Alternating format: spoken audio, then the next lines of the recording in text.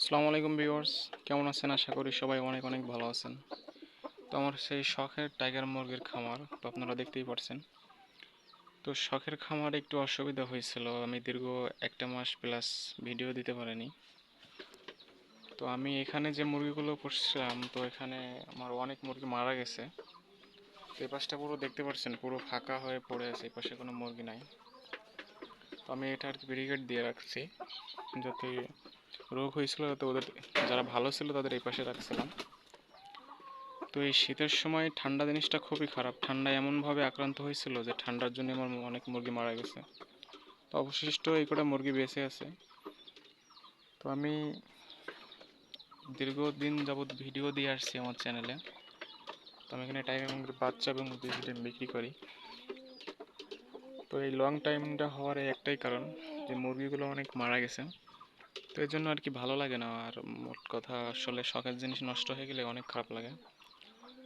তো সেই হিসাবে এগুলোই আর কি আছে, আপনাদেরকে দেখাইতেছি। তো আপনাদের যদি টাইগার মুরগির বাচ্চা এবং বীজ ডিম লাগে তাহলে অবশ্যই ফোন দিতে পারেন। যশোর জেলা, খুলনা বিভাগ, কোতোয়ালি থানা। তো ভিউয়ার্স, মুরগিগুলো অনেক মানে এত পরিমাণ সেজে বলে বোঝানো যাবে না। তো আমি এখানে এসে দাঁড়াইছি আর সব পায়ের কাছে এসে দাঁড়াইছে, তো আপনারা দেখতেই পারছেন। তো আমার এই লাইফে প্রথম ছিল, এর জন্য যাই হোক এই ক্ষতিটা হয়েছে, তো বিষয়টা বুঝতে পারিনি।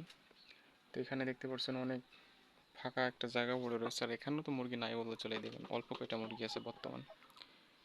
তো আপনাদের দোয়া এবং ভালোবাসায় আমি যাই হোক ইতিমধ্যেই বাচ্চা এবং বীজ ডিম বিক্রি করে আসছি। তো এটা একটা শিক্ষামূলক বিষয় ছিল আমার জন্য, যেহেতু প্রথম। তো ঠান্ডার সময় আপনাদের যাদের মুরগি আছে তারা অনেক যত্ন সহকারে রাখবেন।